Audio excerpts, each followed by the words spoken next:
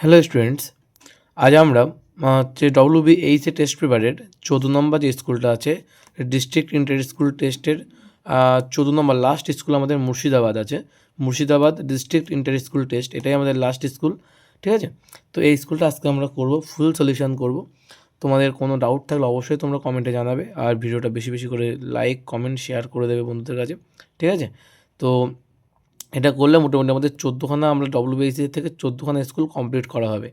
আমার মনে হয় তোমাদের এই 14খানা স্কুল WBHS 14খানা স্কুল কমপ্লিট করলে মোটামুটি তোমাদের ওভারঅল একটা প্র্যাকটিস হয়ে যাবে। তোমরা বুঝতে পারবে কেমন ধরনের কোশ্চেন পরীক্ষা আসতে পারে বা কী কী প্রশ্ন আসবে না আসবে সেগুলো। তোমরা এই ভিডিওটা অবশ্যই লাইক করবে, কমেন্ট করবে, শেয়ার করবে। ঠিক আছে, এবং তোমাদের যদি মনে হয় এর পরে যে আমাদের বিভিন্ন স্কুলগুলো আছে পরে আরও WBHS সেগুলো যদি করে দেওয়ার প্রয়োজন পড়ে তো অবশ্যই আমাকে কমেন্ট করে জানাবে, আমি চেষ্টা করব করে দেওয়ার। ঠিক আছে, তবে যেহেতু তোমাদের পরীক্ষা খুব কাছাকাছি চলে এসছে তো সেজন্য মুর্শিদাবাদটাই ভাবছি লাস্ট করে দেবো, এরপরে আর করবো না ভাবছি। তো তোমাদের জন্য তোমরা যদি রিকোয়েস্ট করো তো অবশ্যই করে দেওয়ার চেষ্টা করব। ঠিক আছে, তো আজ আমরা শুরু করছি Murshidabad district inter school test. ঠিক আছে, বিভাগ কয়ের প্রথম কোশ্চেন বলছে নাইট্রোজেন গ্যাসের বাষ্পঘনত্বের সমান বাষ্পঘনত্ববিশিষ্ট গ্যাস কোনটি? নাইট্রোজেনের কত হয়? নাইট্রোজেনের কিন্তু 28, তাই তো। N2 মানে হচ্ছে গ্যাসের বাষ্পঘনত্ব, N2 হচ্ছে 28, তাই তো। তো আমাদের বাষ্পঘনত্ব কত? নাইট্রোজেনের বাষ্পঘনত্ব তোমার হচ্ছে N2 মানে হচ্ছে 28, আণবিক ভর কত হচ্ছে তাহলে 28, 14×28 এর বাষ্পঘনত্ব করতে গেলে আমরা জানি m=2d, তাই তো। m=2d, তাহলে বাষ্পঘনত্বের মান কত হবে? 14 হবে, তাই তো। বাষ্পঘনত্বের মান কত হবে? 14। তো বলছে নাইট্রোজেন গ্যাসের বাষ্পঘনত্বের সমান বাষ্পঘনত্ববিশিষ্ট গ্যাস কোনটি? তো দেখো, ফ্লুরিনের কত? 17×34। ক্লোরিনের হচ্ছে ক্লোরিনের কত? 35, 35×70। এন ও 14 আর 16, তোমার হচ্ছে 30। আর সি এর কত? 12 আর 16 28, 28-এর অর্ধেক করলে এটা একমাত্র এটাই হবে কিন্তু, কারণ কার্বনের 12 আর 16 কত? 12 আর 16 28, 28-এর অর্ধেক করলে 14 হয়, এবং সেটা কিন্তু নাইট্রোজেনের বাষ্পঘনত্বের সঙ্গে মিলে যাচ্ছে। তাহলে সিও হচ্ছে সঠিক অ্যান্সার হবে। বলছে কোনো কঠিন পদের দৈর্ঘ্য প্রসারণ গুণাঙ্কের মান 27 × 10⁻⁶ পার ডিগ্রি সেন্টিগ্রেড হলে ফারেনহাইট স্কেলের মান কত হবে? তাহলে দেওয়া আছে সেলসিয়াস স্কেলের মান। আমরা জানি সম্পর্কটা কি, আলফা দৈর্ঘ্য প্রসারণ, দুটোই যেহেতু দৈর্ঘ্য প্রসারণ গুণাঙ্ক, আলফা এফ সমান 5/9 ইন্টু আলফা সি।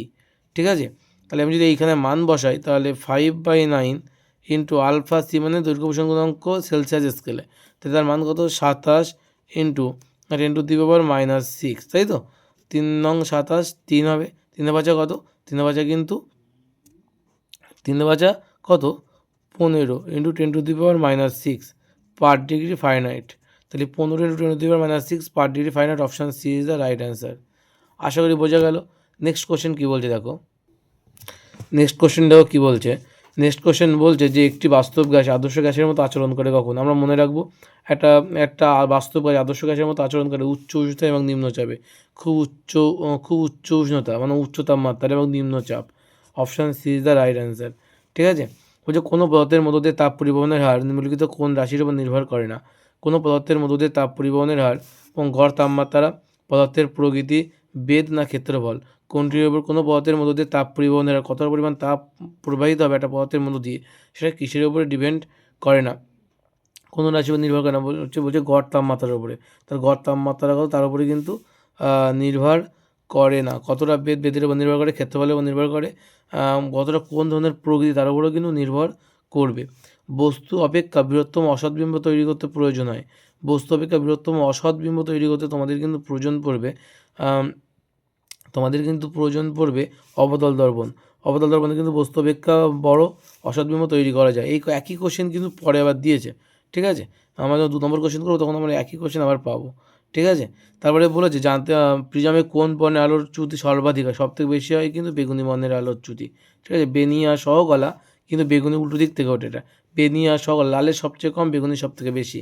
যান্ত্রিক শক্তি থেকে তড়িৎশক্তি উৎপন্ন করা যায় কোথায়? বাল্যর চক্রে যান্ত্রিক শক্তি থেকে তড়িৎশক্তি উৎপন্ন করা হচ্ছে, এটা উল্টোটা হয় কিন্তু তড়িৎশক্তি থেকে যান্ত্রিক শক্তি উৎপন্ন করা হয়। বৈদ্যুতিক জেনারেটরে তড়িৎশক্তি দেওয়া হচ্ছে, যান্ত্রিক শক্তি কাজ করছে। ঠিক আছে, বৈদ্যুতিক মোটরে আর ট্রান্সফরমারে। উত্তরে কী হবে? বৈদ্যুতিক জেনারেটরে কী করা হয়? যান্ত্রিক শক্তি দেওয়া হয়। আর জেনারেটর দেখো কারেন্ট চলে গেলে কিন্তু আমরা জেনারেটর চালাই, আর জেনারেটর কী করে, জেনারেটর চলে তেলের সাহায্যে এবং আমাদের তড়িৎ উৎপন্ন করে দেয়। তাহলে যান্ত্রিক শক্তি কী হচ্ছে, তড়িৎ শক্তিতে রূপান্তরিত হচ্ছে, তাই তো। যে রাশিটির একক বিভব প্রত্যেকের এককের সঙ্গে সমান, যে রাশির একক সেটাকে এখানে হচ্ছে তড়িৎচালক বল আছে। তড়িৎচালক বলের একক ভোল্ট এবং হচ্ছে বিভব প্রত্যেকের একক হচ্ছে ভোল্ট। তারপরে কী বলেছে, তেজস্ক্রিয় রাশিগুলির আয়নন ক্ষমতা সঠিক ক্রম কোনটি? তেজস্ক্রিয় রশ্মিগুলির আয়নন ক্ষমতার সঠিক ক্রম হচ্ছে তোমার আয়নন ক্ষমতা গামার বেশি, তারপরে আলফা, তারপরে হচ্ছে বিটা, ঠিক আছে। বলছে কোনটি চ্যালকোজেন মৌল, বলছে কোনটি চ্যালকোজেন মৌল, উত্তর কী হবে, কোনটি চ্যালকোজেন মৌল, কী কী আছে আমাদের BA KS এবং N, ঠিক আছে। এটা কী হবে, এটা কিন্তু সালফার কিন্তু এটা চ্যালকোজেন মৌল। সমযোজী যৌগে কোন ধর্ম দেখা যায় না, সমযোজী যৌগে কোন ধর্ম দেখা যায় না, সমাবয়বতা তড়িৎ পরিবাহিতা, নিম্ন গলনাঙ্ক আর জৈব দ্রাবকের দ্রবণীয়তা। এটা উত্তর কী হবে, এটা হচ্ছে সমাবয়বতা। তারপর বলছে অ্যানোডে সংঘটিত বিক্রিয়াটি কোনটি, জারণ বিজারণ প্রতিস্থাপন না কোনোটিই নয়। অ্যানোডে কোনটা সংঘটিত হয়, অ্যানোডে সংঘটিত বিক্রিয়া হচ্ছে তোমার অ্যানোডে জারণ ঘটে আর ক্যাথোডে বিজারণ ঘটে। বাতাসে কোন গ্যাসটি উপস্থিতির জন্য চকচকে রূপোর বাসন কালো হয়ে যায়, H2S থাকে বাতাসে তার জন্য, তাই তো। H2S থাকার জন্য বাতাসের H2S থাকার জন্য কিন্তু কী হয়, তোমার হচ্ছে চকচকে রূপোর বাসনগুলো কালো হয়ে যায়, মানে রূপোর জিনিস কালো হয় এক কথায়। কার্বন বিজারণ পদ্ধতিতে নিষ্কাশন করা হয় কোনটি, কার্বন বিজারণ পদ্ধতিতে নিষ্কাশন করা হয় হচ্ছে জিঙ্ক, ঠিক আছে। ইথাইল অ্যালকোহলের আইসোমারটির নাম কি, ইথাইল অ্যালকোহলের আইসোমারের নাম হচ্ছে ডাইমিথাইল ইথার। তারপরে কী বলে দেখো, বিভাগ ক্ষয়ের প্রশ্নগুলো দেখো ভালো করে।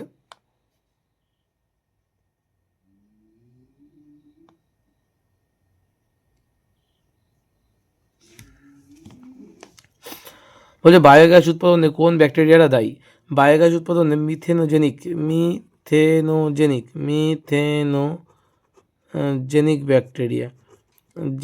ব্যাকটেরিয়া। বলছে সুইট গ্যাস কি, সুইট গ্যাস কাকে বলা হয়, মিথেনকে সুইট গ্যাস বলা হয়, CH4 বা মিথেনকে সুইট গ্যাস বলা হয়।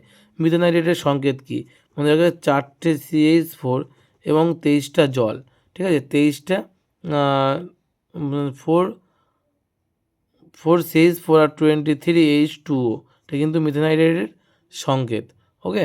আর কি বলেছে দেখো, একবার সমান কত পাস্কেল, একবার সমান কত পাস্কেল, 10⁵ পাস্কেল। বলছে PV এর এসআই একক কী হবে, PV এর এসআই একক হচ্ছে জুল,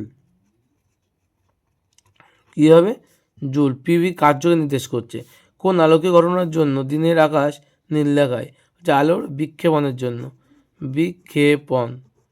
বিক্ষেপণের জন্য কিন্তু আকাশকে নীল দেখায়, ঠিক আছে।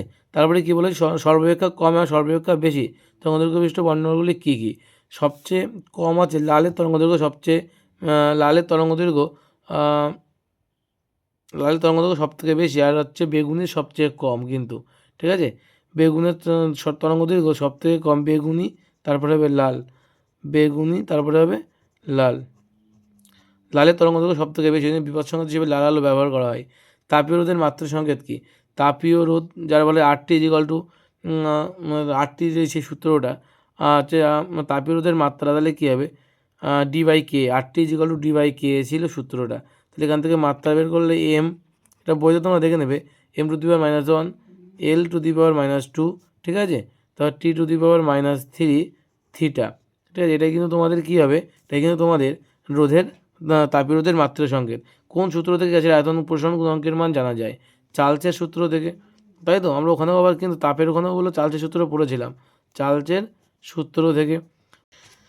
220 ভোল্ট 100 ওয়াট রেটিং যুক্ত বাতিটির মধ্যে সর্বোচ্চ কত প্রবণতা পাওয়া যেতে পারে, দেখে নাও উত্তরটা কী হবে, এত ওয়াট এবং এত ভোল্ট আছে।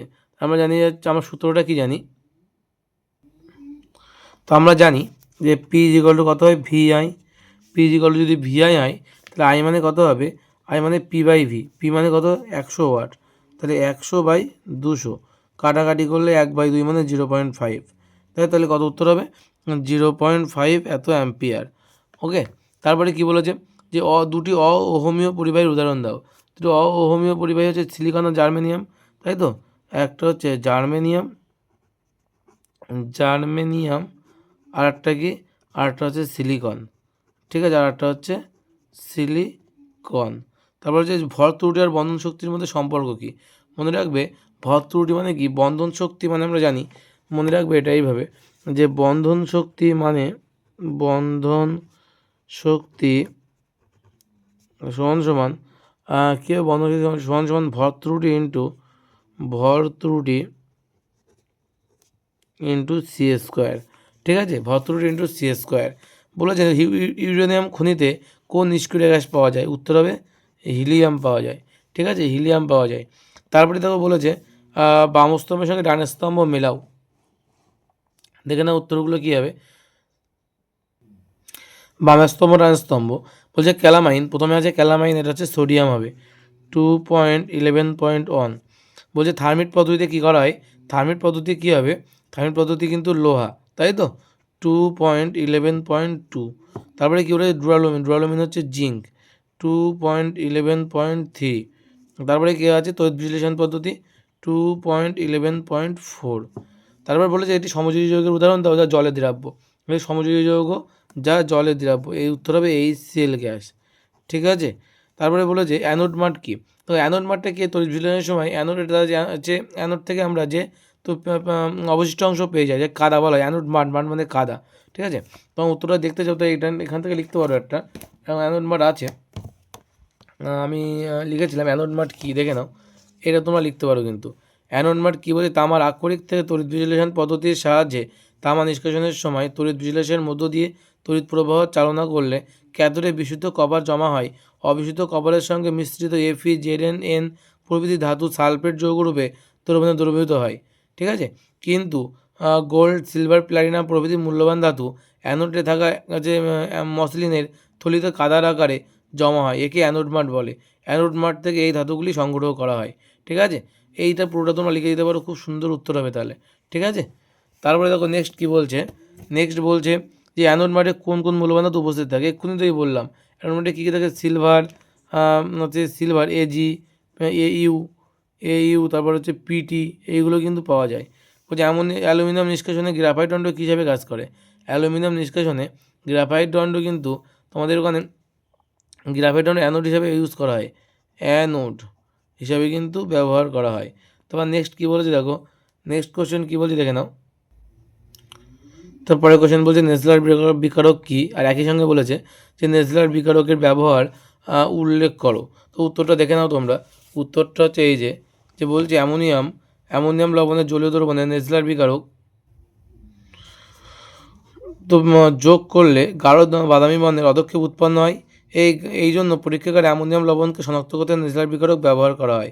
এই পুরোটা এখানে দুটো প্রশ্নের উত্তর একসঙ্গে দেওয়া আছে, এটা কিন্তু দেখে নেবে, ঠিক আছে। তো নেক্সট কী বলছে, সালফান কী, দেখে নাও সালফান কী। 100% ওলিয়ামকে বলা হয় সালফান, 100% ওলিয়াম, ও লয়রস্যি মধুস্থায়কার্ম, ওলিয়ামকে বলা হয় 100% ওলিয়ামকে বলা হচ্ছে সালফান। তারপরে কোশ্চেন কী বলেছে, মিথেনে HCH কোণের মান কত? 109°28', ঠিক আছে। ফর্মিক অ্যাসিডের ইউপ্যাক নাম কি? ফর্মিক অ্যাসিডের ইউপ্যাক নাম হচ্ছে ethanoic acid, ethanoic acid. Formic অ্যাসিডের ইউপ্যাক নাম হচ্ছে ইথানোয়িক অ্যাসিড। ডিনেচার স্পিরিটের মুখ্য উপাদান কী? উত্তর হবে ইথানল, ঠিক আছে। তারপরে দেখো কী বলেছে, বিভাগ গ এর কোশ্চেন। বিভাগ গ এ বলছে তাপন মূল্য কী এর ব্যবহার লেখো। তো দেখে নাও উত্তরটা কী হবে। প্রথম কোশ্চেন বলছে তাপন মূল্য কী এর ব্যবহারিক একক লেখো। দেখে নাও বলছে তাপন মূল্য কী বলছে, যে একক ভরের কোনো কঠিন বা তরল জ্বালানি অথবা STPতে একক আয়তনের যে কোনো গ্যাসীয় জ্বালানির সম্পূর্ণ দহনে যে পরিমাণ তাপশক্তি উৎপন্ন হয় তাকে ওই জ্বালানির তাপন মূল্য বা ক্যালোরিফিক মান বলা হচ্ছে। তাপন মূল্যের একক কী বলছে, জুল পার কেজি তাপন মূল্যের কিন্তু একক।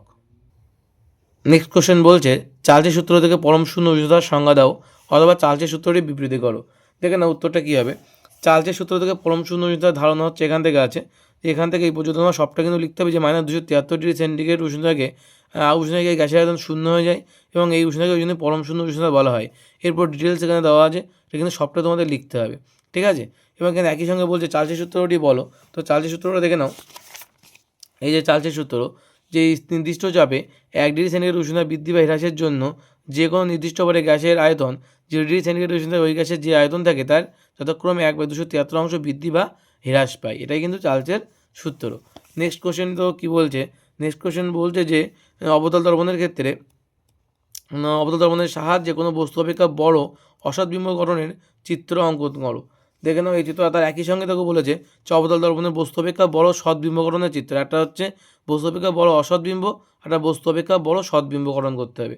তো দেখে নাও উত্তরটা, এই যে পাশাপাশি এই দুটো চিত্র রাখতে বলছে, এইটা এবং এইটা। এটা হচ্ছে অবতল দর্পণের ক্ষেত্রে বিস্তৃত বস্তুর সৎবিম্ব গঠনের চিত্র, এটা কিন্তু অসৎবিম্ব গঠনের চিত্র। এইটা এবং এটা কিন্তু তোমাদের আঁকতে বলছে। ঠিক আছে, দুটো দাগ নম্বরে কিন্তু দুটো কোশ্চেন বলেছে, আমি একই সঙ্গে বলে দিলাম।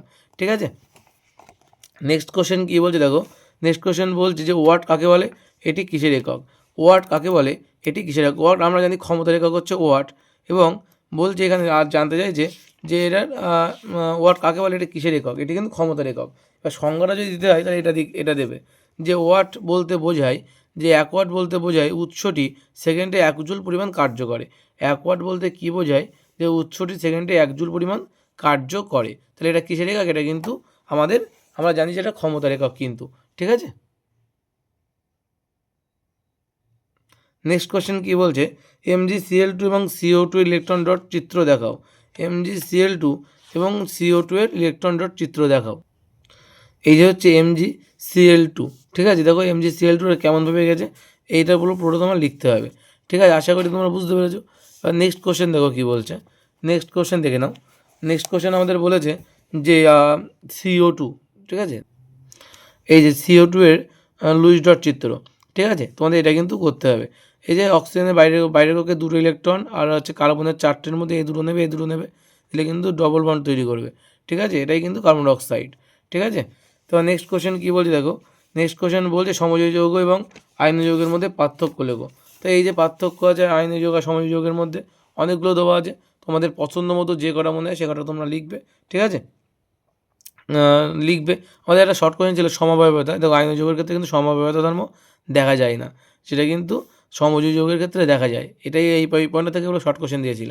তো চলো আমাদের এই যে হচ্ছে আমাদের দেওয়া আছে, পুরো দুটো পার্থক্য করে দেওয়া আছে এখানে, এটা কিন্তু মুখস্থ করে নেবে তোমরা। নেক্সট কোশ্চেন কী বলছে, নেক্সট কোশ্চেন বলছে যে আয়নীয় যৌগের গলনাঙ্ক উচ্চ হয় কেন। তো দেখে নাও আয়নীয় যৌগের গলনাঙ্ক উচ্চ হওয়ার কারণটা দেখে নাও। এই যে হচ্ছে আয়নীয় যৌগ এর গলনাঙ্ক কোথায়, এই যে গলনাঙ্ক উচ্চ হয় কেন, একদম এখান থেকে শুরু করে এই পর্যন্ত সবটা কিন্তু তোমার লিখতে হবে। বোঝা গেল, একদম এই যে 2 নম্বর পয়েন্টে সবটা তোমার লিখতে হবে, এখান থেকে শুরু করে এই পর্যন্ত। ঠিক আছে, সবটা কিন্তু তোমাদের লিখতে হবে। নেক্সট কোশ্চেন কী বলছে দেখো। নেক্সট কোশ্চেন বলছে তড়িৎ লেপন কাকে বলে, এর দুটি উদ্দেশ্য লেখো। তো দেখে নাও উত্তরটা কী হবে। তড়িৎ লেপন কাকে বলে, এটা হচ্ছে উত্তর, যে এখান থেকে এই অবধি তোমাদের লিখতে হবে তড়িৎ লেপন কাকে বলে। আর উদ্দেশ্য চাইলে এখান থেকে লিখে দেবে, এখান থেকে এই পর্যন্ত সে তড়িৎ লেপনের উদ্দেশ্য। ঠিক আছে, যে তড়িৎ বিশ্লেষণ পদ্ধতিতে অপেক্ষাকৃত বেশি সক্রিয় ধাতু যেমন তামা, লোহা ইত্যাদি বা ধাতু সংকর যেমন পিতল তৈরির বস্তুর উপরে অপেক্ষাকৃত কম সক্রিয় ধাতুগুলো যেমন রূপা, সোনা, প্ল্যাটিনাম প্রলেপ দেওয়ার পদ্ধতিকে তড়িৎ লেপন বলা হয়। কেন দেওয়া হয়, সবচেয়ে বেশি দরকার হচ্ছে বিভিন্ন বিক্রিয়া থেকে রক্ষা করার জন্য, আর 2 নম্বর হচ্ছে সৌন্দর্য এবং স্থায়িত্ব বৃদ্ধি করার জন্য। ঠিক আছে, পদার্থগুলির সৌন্দর্য এবং স্থায়িত্ব বৃদ্ধি করার জন্য তড়িৎ লেপন করা হয়। নেক্সট কোশ্চেন কী বলছি দেখো। নেক্সট কোশ্চেন বলছে যে H2S, তার আগে বলেছে যে দেখাও যে NH3 একটি বিজারক ধর্মী। দেখে নাও উত্তরটা কী হবে।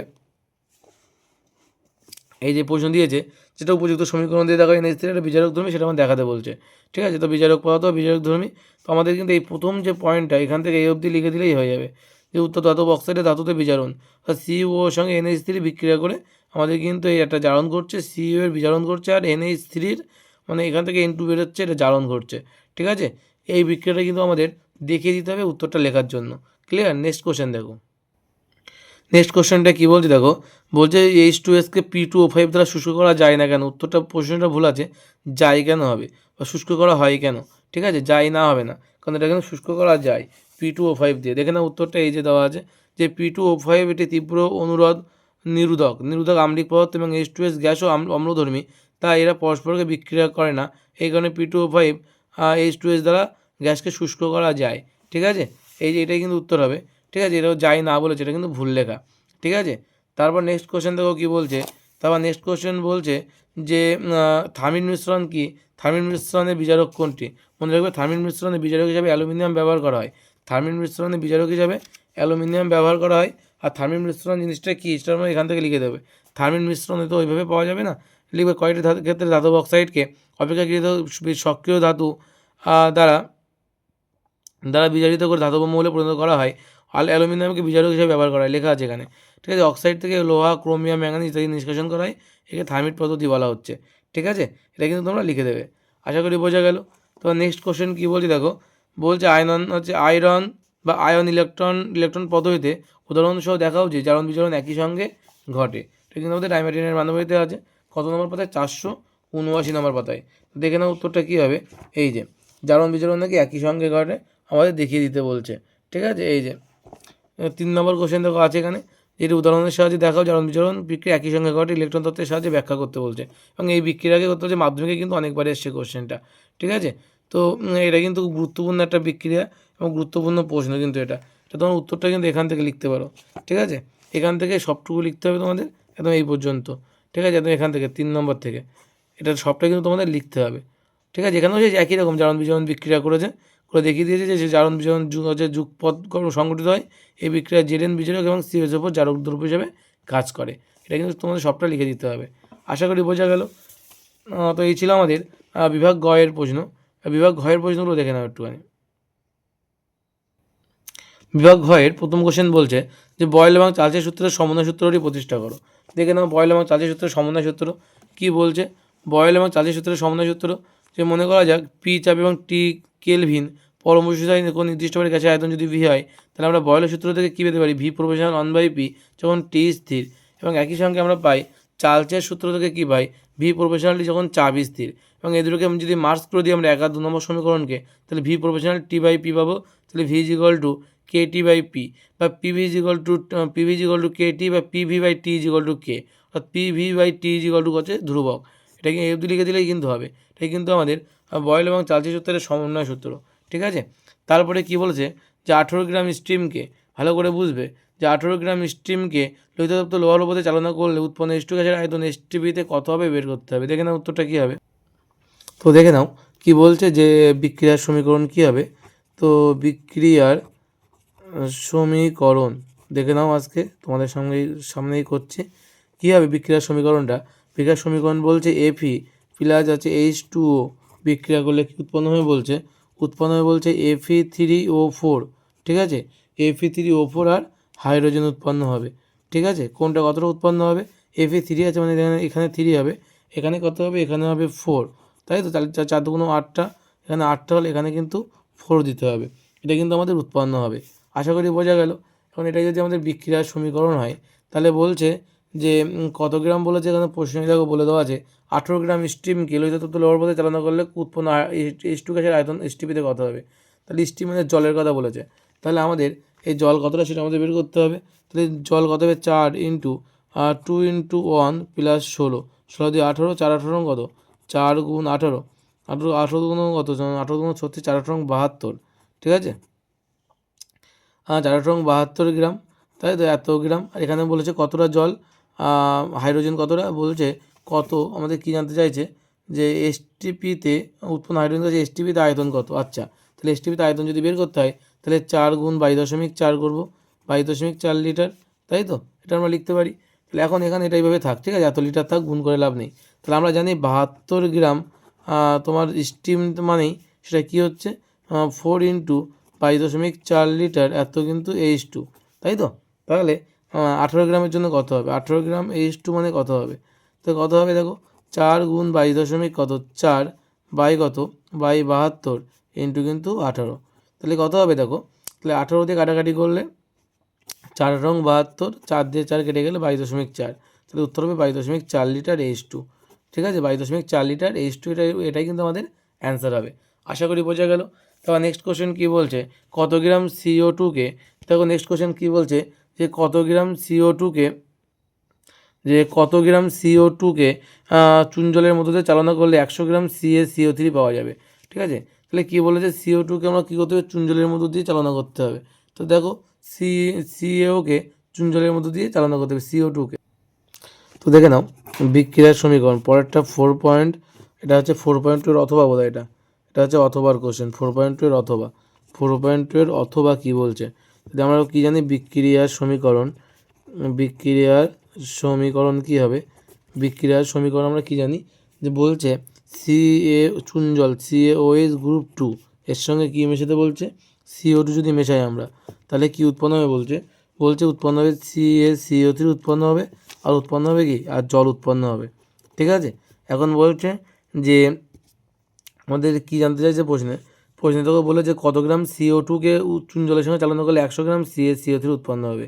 CO2 এর সঙ্গে CaCO3, আচ্ছা এটার সঙ্গে ওইটা, তাহলে এটা কত আমরা জানি, কার্বন 12 প্লাস 16 32 32 আর 12 মানে 44 গ্রাম। আর এখানে এটা কত হবে, ক্যালসিয়ামের কত, ক্যালসিয়ামের 40 প্লাস 12 প্লাস 48, অর্থাৎ এটা হচ্ছে 100 গ্রাম। তাহলে আমরা বলতে পারি উত্তর তাহলে 44 গ্রামই হবে। 44 গ্রাম CO2 মানে কিন্তু আমাদের 100 গ্রাম CaCO3। তো আমাদের জানতে চাইছিল 100 গ্রাম CO3 জানতে চেয়েছিল, তাহলে এবার 44 গ্রাম CO2 লাগছে আমাদের, তাই তো 44 গ্রাম CO2 লাগবে। খুব সিম্পলভাবে অঙ্কটা হয়ে গেল, অঙ্কটা করারই প্রয়োজন নেই, তাই তো 100 গ্রাম CaCO3 মানে কিন্তু 44 গ্রাম CO2 লাগবে। ঠিক আছে, তারপরে দেখো বলেছে যে কঠিন পদের দৈর্ঘ্য প্রসারণ গুণাঙ্ক আর ক্ষেত্র প্রসারণ গুণাঙ্কের মধ্যে সম্পর্ক প্রতিষ্ঠা করো। বেসিক্যালি তোমাদের যদি ক্লাস 10-এর সিলেবাসটা আমি দেখি, তো সেক্ষেত্রে কিন্তু alpha equal to beta by 2 equal to gamma by 3, এর বাইরে কিন্তু এর প্রমাণটা কিন্তু তোমাদের সিলেবাসে নেই। ঠিক আছে, আমি জানি না কেন এটা জানতে চাইছে, তোমাদের সিলেবাসে কিন্তু এটা নেই, কোনো বইতেই দেখবো করা নেই। বলছে তরলের আপাত এবং প্রকৃত প্রসারণ গুণাঙ্কের সংজ্ঞা দাও, তাদের মধ্যে সম্পর্কটি লেখো। তা দেখে নাও তরলের আপাত প্রসারণ আর প্রকৃত প্রসারণ গুণাঙ্কের হচ্ছে সংজ্ঞা দুটো। এটা তরলের আপাত প্রসারণ গুণাঙ্কের সংজ্ঞা।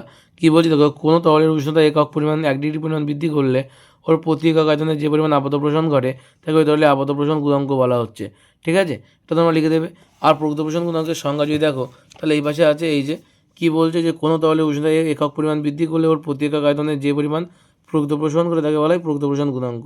ঠিক আছে, মনে রাখবে প্রকৃত প্রসারণ গুণাঙ্ককে আমরা গামা আর দিয়ে লিখি। ঠিক আছে, গামা আর হচ্ছে এটাকে লেখা হয় গামা এ দিয়ে, এটাকে কী লেখা হয়, গামা অফ এ দিয়ে।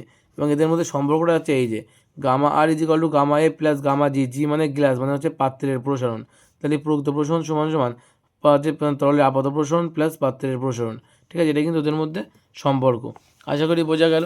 তারপর নেক্সট কোশ্চেন কী বলছে দেখো, নেক্সট কোশ্চেন বলছে হ্রস্ব দৃষ্টির ত্রুটি কী, এর কারণ কী, কীভাবে এই ত্রুটির প্রতিকার করা যায়। দেখে না উত্তরটা কী হবে, এখান থেকে লিখবে যে এই ত্রুটিযুক্ত চোখের কাছে জিনিস স্পষ্টভাবে দেখলেও দূরের জিনিস স্পষ্টভাবে দেখতে পায় না। এক্ষেত্রে দূরের বস্তু থেকে আগত রশ্মিগুচ্ছ চোখের লেন্স দ্বারা প্রতিষ্ঠিত হয়ে রেটিনায় প্রতিবিম্ব সৃষ্টি না করে কী করে, রেটিনার সামনের কোনো বিন্দুতে কিন্তু প্রতিবিম্ব সৃষ্টি করে। উপযোজন ক্ষমতা প্রয়োগ করেও এই প্রতিবিম্বকে রেটিনার উপরে ফেলা যায় না, এবং এক্ষেত্রে দূরবিন্দু স্বাভাবিক অসীম দূরত্বে না থেকে চোখের কাছে সরে আসে। সাধারণত রেটিনার আকার সুস্থ চোখের চেয়ে বেশি হলে বা চোখের লেন্সের ফোকাস দূরত্ব কমে গেলে অথবা কর্নিয়া তলের বক্রতা বৃদ্ধিতে এই ধরনের ত্রুটি দেখা যায়। প্রতিকারটা কি, অবতল লেন্স ব্যবহার করে সমতল রশ্মিগুচ্ছকে এমনভাবে অপসারী রশ্মিগুচ্ছে পরিণত করতে হবে যে চোখের লেন্সে রশ্মিগুচ্ছ দূরবিন্দু পি থেকে আসছে বলে মনে হয়। এক কথায় ঋণাত্মক ক্ষমতাযুক্ত চশমা ব্যবহার করতে হবে, ঠিক আছে, এটা কিন্তু এটার উত্তর হবে। নেক্সট কোশ্চেন কী বলছে যে উত্তল হচ্ছে আলোর বিচ্ছুরণ কাকে বলা হয়, এই বিচ্ছুরণের কারণ কী, দেখে নাও উত্তরটা। এই যেটা উত্তর দেওয়া যে আলোর বিচ্ছুরণ কাকে বলা হয়, এখান থেকে এই অবধি সবটা তুমি লিখবে এবং এর কারণ জানতে চাইছে, কারণটা কিন্তু তোমরা এখান থেকে এই অবধি লিখতে পারো।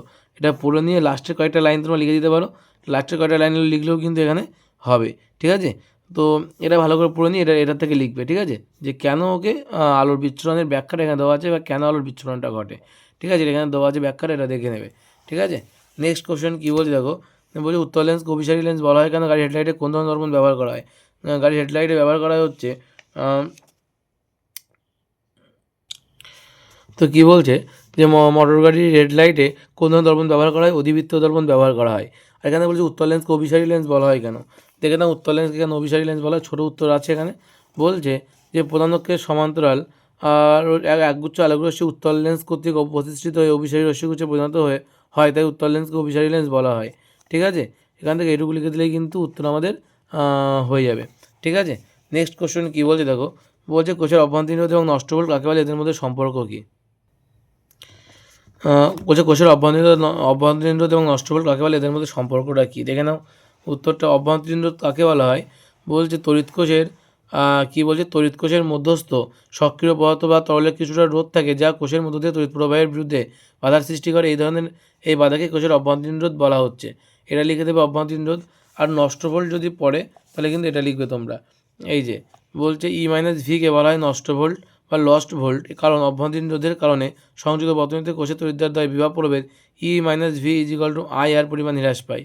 এখানে এই সমীকরণটা লিখে দিলেই কিন্তু বলছে এদের মধ্যে সম্পর্ক না, E minus V equal to I R, এই সমীকরণটা লিখে দিলেই কিন্তু হয়ে যাবে তোমার। ঠিক আছে, এই সমীকরণটা লিখে দিলেই কিন্তু হয়ে যাবে ওদের মধ্যে রিলেশান। ঠিক আছে, ওদের মধ্যে রিলেশান কিন্তু ওটাই।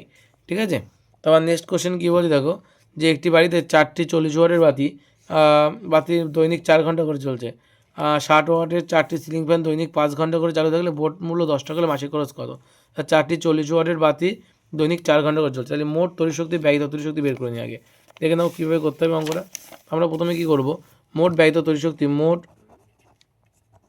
ব্যয়িত তড়িৎ শক্তি বের করছি আমি একেবারে। ঠিক আছে, তড়িৎ শক্তি আমি পুরো এক মাসেরটা একবার বের করে নেবো। তাহলে বলছে 4টে 40 ওয়াটের বাতি 4 ঘন্টা করে চলছে। ঠিক আছে, আর একটা কী বলেছে দেখো, 4টে 40 ওয়াটের বাতি 4 ঘন্টা, 60 ওয়াটের 4টি সিলিং ফ্যান 5 ঘন্টা। 60 ওয়াটের তার সঙ্গে যোগ হবে কোনটা, 60 ওয়াটের 4টি সিলিং ফ্যান দৈনিক 5 ঘন্টা করে চলে। ঠিক আছে, দৈনিক 5 ঘন্টা করে চলছে। 60 ওয়াটের 4টি সিলিং ফ্যান দৈনিক 5 ঘন্টা করে চালু থাকে।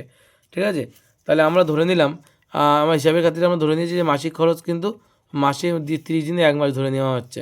তাই যদি হয় তাহলে দেখো কত হবে, 4 4 16, 4 16 64, 640 প্লাস 4 5 20, 20 দুগুণ 20 দুগুণ 4 5 20, 20 সঙ্গে 60 গুণ করতে হবে 12, মানে 1200, 12 হচ্ছে 18, 1840, এত কিন্তু এটা কত হবে ওয়াট ঘন্টা, তাই তো? এটা কিন্তু ওয়াট ঘন্টা পাবো। এই ওয়াট ঘন্টাকে কিলোওয়াট ঘন্টা করলে কত হবে দেখো, এটা ওয়াট ঘন্টা হচ্ছে।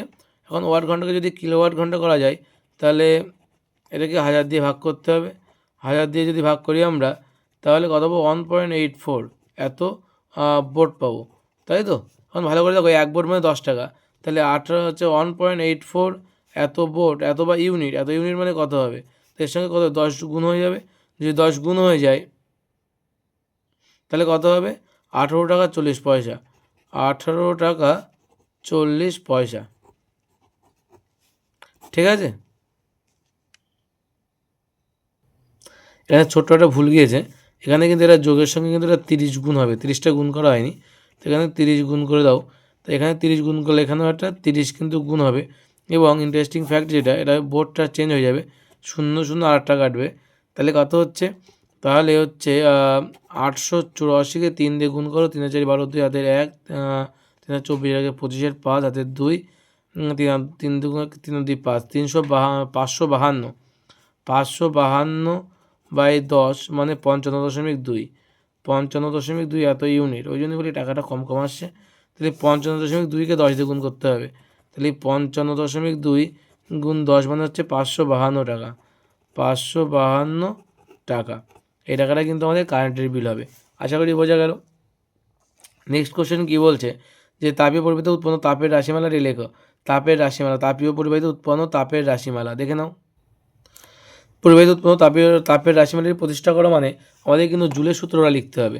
ঠিক আছে, জুল কী বলেছিলেন সেই সূত্রটা কিন্তু আমাদের এখানে লিখতে হবে। ঠিক আছে, তো জুলের সূত্র কী বলছে দেখো, জুলের সূত্র 1 নম্বরে কি, এইচ প্রপোর্শনাল আই স্কোয়ার, যেখানে আর আরটি ধ্রুবক। 2 নম্বরটায় কী বলেছে, এইচ প্রপোর্শনাল আর যখন আইটি ধ্রুবক, আর এইচ প্রপোর্শনাল টি যখন আর আর আই ধ্রুবক। তাহলে আমরা তিনটাকে মার্কস করলে কী হবে, H proportional I square R T পাবো।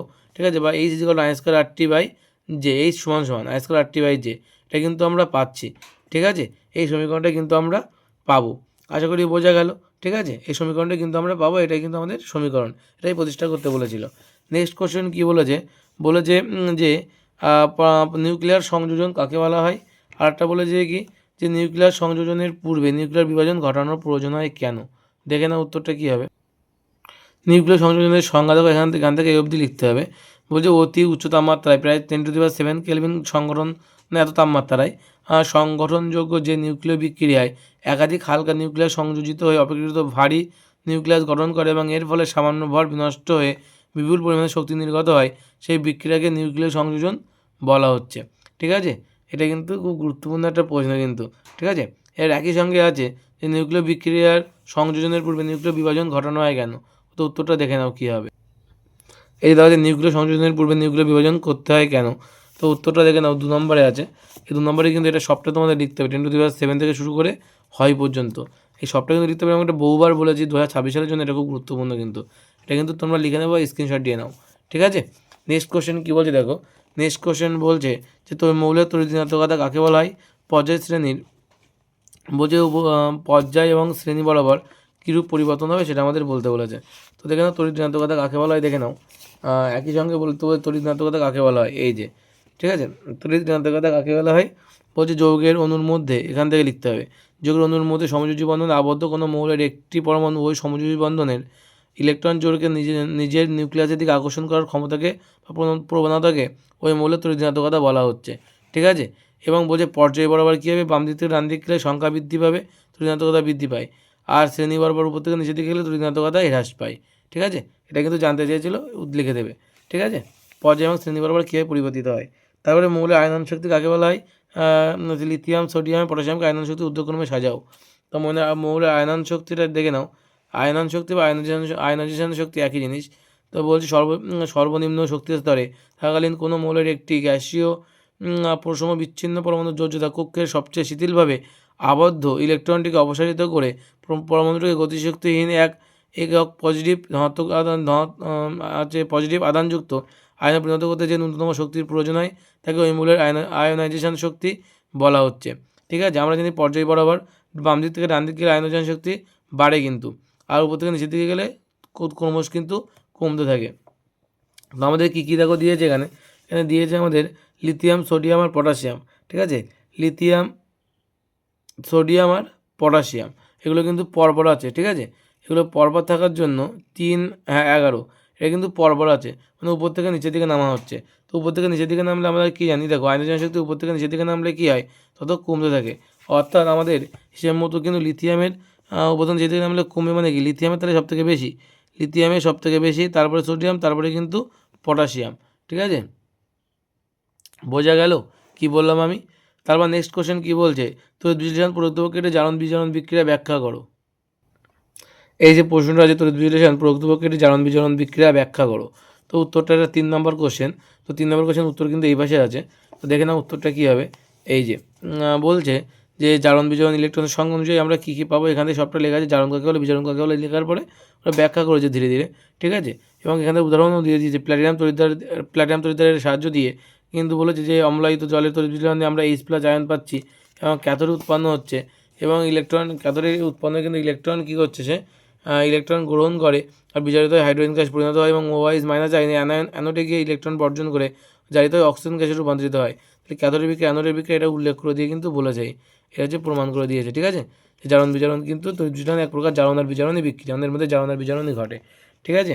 তারপরে নেক্সট বলেছে হেবার পদ্ধতি অ্যামোনিয়ার প্রস্তুতির সত্ত্বসহ লেখা। হেবার পদ্ধতি, এই যে অ্যামোনিয়ার শিল্প উৎপাদনে হেবার পদ্ধতি কিন্তু এখানে এটুকু আছে যে অ্যালুমিনিয়াম এবং K2O মিশ্রিত আয়রন চূর্ণ অনুঘটকের উপস্থিতিতে 200 বায়ুমণ্ডলীয় চাপে 550 সেন্টিগ্রেড তাপমাত্রায় নাইট্রোজেন এবং হাইড্রোজেন বিক্রিয়া করে অ্যামোনিয়া উৎপন্ন করে।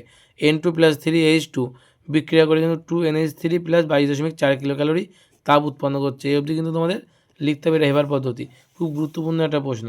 তারপরে বলেছে পলিইথিলিন থেকে পলিইথিলিন এবং ইথাইল অ্যালকোহল থেকে ইথিলিন কীভাবে তৈরি করা হয় সেটা লিখতে বলছে, দেখে নাও। প্রথমটা কী বলেছিল, ইথিলিন থেকে পলিইথিলিন তৈরি করা, সেটা হচ্ছে ইথিলিনের পলিমারাইজেশন যে বিক্রিয়াটা সেটাই। ইথিলিনকে উচ্চচাপে 1500 থেকে 2000 ATM চাপে তরল করে পারঅক্সাইড আর অক্সিজেন এবং ক্রোমিয়াম পারঅক্সাইড অনুঘটকের উপস্থিতিতে 150 থেকে 200 ডিগ্রি সেন্টিগ্রেড তাপমাত্রায় উত্তপ্ত করলে বহু সংখ্যক ইথিলিন অণু পরস্পরের সঙ্গে যুক্ত হয়ে পলিইথিলিন বা পলিথিন নামক সাদা কঠিন পদার্থ উৎপন্ন করে। এই বিক্রিয়াটা করে দিয়েছে, এটা অবধি লিখে দেবে। অবধি লিখলেই কিন্তু তোমাদের চলবে, ঠিক আছে। আর একটা দেখো বলেছে ইথাইল অ্যালকোহল থেকে ইথিলিন, অ্যাকচুয়ালি ওটা কিন্তু নিরুদান বিক্রিয়া, যে ইথাইল অ্যালকোহল থেকে বা ইথানল থেকে আমরা কীভাবে ইথিলিন উৎপন্ন করতে পারি।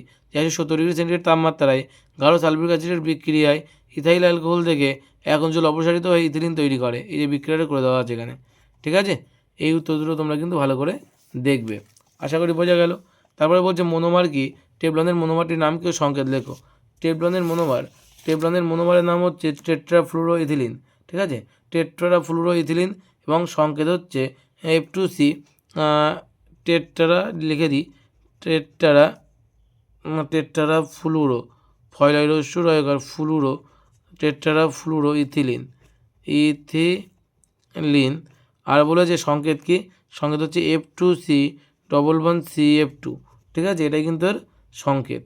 একই সঙ্গে বলেছে মনোমারটা কি, মনোমারটা কি দেখে নাও। মনোমারের সংজ্ঞা কী বলছে, যে সকল সরল অণুর সংযোগে পলিমার গঠিত হয় সে সকল সরল অণুগুলিকে মনোমার বলা হয়। যেমন পলিথিনের মনোমারের নাম হচ্ছে ইথিলিন, ঠিক আছে, এটা হচ্ছে মনোমার কাকে বলে, উদাহরণসহ বলে দিলাম, ঠিক আছে। তার টেফলনের মনোমার তো বললাম টেট্রাফ্লুরোইথিলিন, আর সঙ্গে F2C11CF2, ঠিক আছে। আশা করি তোমাদের সব বোঝা গেল। আমাদের এই স্কুলটা এই পর্যন্তই ছিল, ঠিক আছে। আশা করি তোমাদের কোনো অসুবিধা হয়নি, তোমাদের সবটাই ভালো করে বুঝতে পেরেছো। এবং যদি কোনো ডাউট থাকে, কোনো কোশ্চেন যদি কোনো সমস্যা থাকে, অবশ্যই কিন্তু আমাকে কমেন্ট করে জানাবে, ঠিক আছে। এবং ভিডিওটা সম্পূর্ণ দেখবে, আর যারা সম্পূর্ণ ভিডিও দেখবে তাদেরকে অনেক অনেক অনেক অনেক ধন্যবাদ, ঠিক আছে। খুব শীঘ্রই কিন্তু আমরা সাজেশানের কোশ্চেন নিয়ে আসবো বলেছিলাম, কথা দিয়েছিলাম, নিয়ে আসবো অবশ্যই। এবং বেস্ট সাজেশান হবে, এটুকু কিন্তু তোমাদের গ্যারান্টি আমি দিচ্ছি, ঠিক আছে। ধন্যবাদ সবাইকে।